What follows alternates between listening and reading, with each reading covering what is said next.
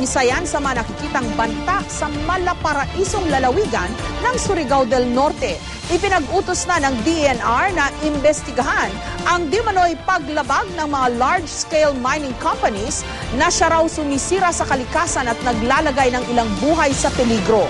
Ngunit sa kabila ng bantang ito, ang tunay na ganda at likas na yaman ng Surigao, bakas at ramdam pa rin. Maki-summer break tayo kay Haji Rieta. Hindi ko makakalimutan ba't nagpunta ko doon. Ang saya-saya, no, kung tingnan, pero wala na, sira na. Gaya ko, isa ring mamamahayag si Roel Catoto. Pero pinili niyang manatili sa Surigao. Sa kabila ng mabanta mula ng kanyang gawing paksa, ang anyay nagbabadyang dambuhala sa kanilang probinsya. Bakit mo naisipang magsulat regarding sa mining? Kasi ito yung industriya dito na umiikot sa Surigao. Kailangan tingnan kung tama ba yung ginagawa nila.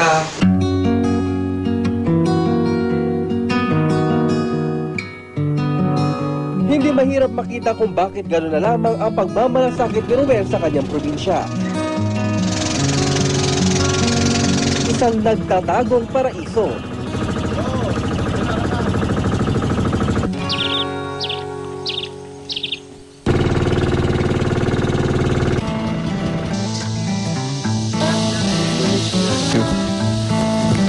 It's more fun here.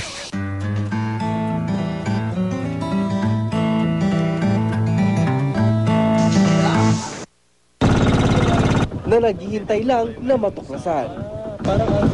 Yes, napapasok dito. Pag maabutan tayo ng mataas na high tide, hindi tayo makalabas.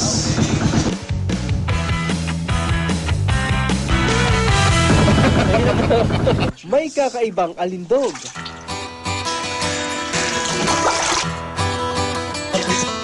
Nang hikayat sa sino mang naghahanap ng kakaibang karanasan. Ulo. Mapa Extreme Adventure man. Hirap. Wow. Sorry.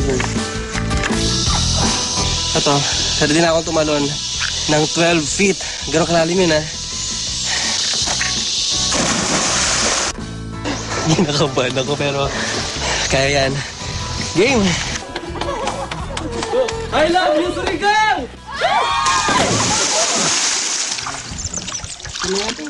O kahit pa-chillax-chillax lang.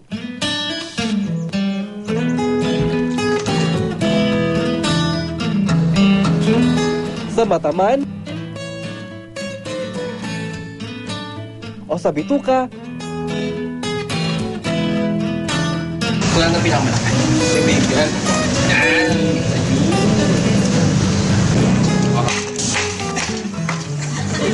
Ayun, wala man nagari na lang. Paano ba hindi mainit yung tubig? siguradong walang uuwi ng bitin. Sarap! Ang sarap.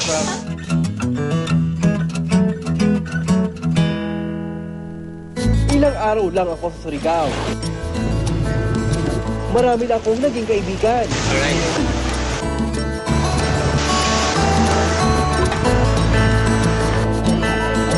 Punong-puno ng karanasan at bagong kaalaman.